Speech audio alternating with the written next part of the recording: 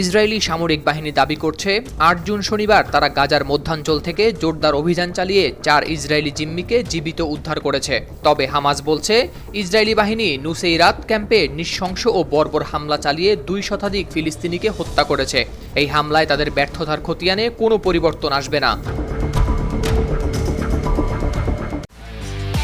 একমাত্র ওয়ালটন এসি দিচ্ছে ১ বছরের রিপ্লেসমেন্ট গ্যারান্টি এবং কম্প্রেসারের ১০ বছরের গ্যারান্টি।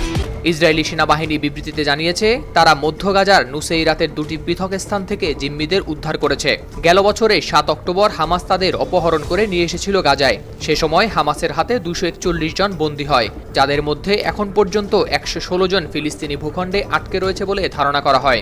জানা যায় ইসরায়েলি হামলায় এসব বন্দীদের ৪১ জন নিহত হয়েছেন। এদিকে গাজা থেকে ৪ জিম্মিকে উদ্ধারের দাবির পর হামাস বলছে এই উদ্ধার সত্ত্বেও ইসরায়েলের কৌশলগত ব্যর্থতায় কোনো পরিবর্তন আসবে না, কারণ তাদের হাতে এখন পর্যন্ত বিপুল সংখ্যক জিম্মি রয়ে গেছে এবং দিন দিন তারা এর পরিণাম বাড়াচ্ছে। ফিলিস্তিনি প্রতিরোধ আন্দোলন হামাস আরও জানায় ইসরায়েলি সেনাবাহিনী নুসেইরাতের যে বর্বর হামলা চালিয়েছে তাতে যুক্তরাষ্ট্রেরও সহায়তা ছিল। এর ফলে আরেকবার প্রমাণিত হলো গাজায় চলমান যুদ্ধাপরাধে তাদের সায় আছে এবং তারা এই গণহত্যার সঙ্গে পুরোপুরি জড়িত। অপরদিকে গেল বছরে জিম্মি হওয়া ইসরায়েলি নাগরিকদের উদ্ধার ও হামাসকে নির্মূলের ঘোষণা দিয়ে অভিযান চালিয়ে আসছে আইডিএফ।